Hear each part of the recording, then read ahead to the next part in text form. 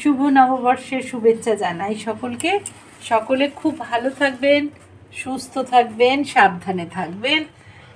নতুন বছরে যেন সবার খুব ভালো কাটে, মঙ্গলময় ঈশ্বর যেন সবার মঙ্গল করেন।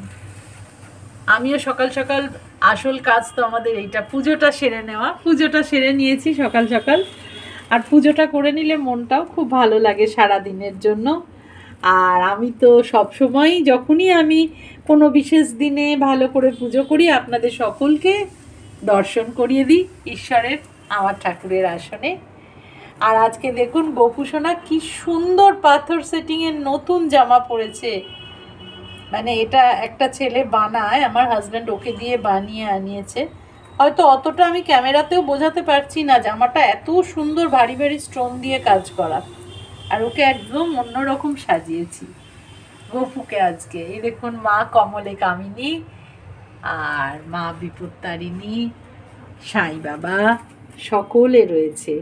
আপনারা সবাই খুব ভালো থাকবেন। দেবাদিদেব মহাদেব আর নারায়ণ ঠাকুর, সবারই ছবি আপনাদের সঙ্গে শেয়ার করে নিলাম। সকলে খুব ভালো থাকবেন, সুস্থ থাকবেন, সাবধানে থাকবেন।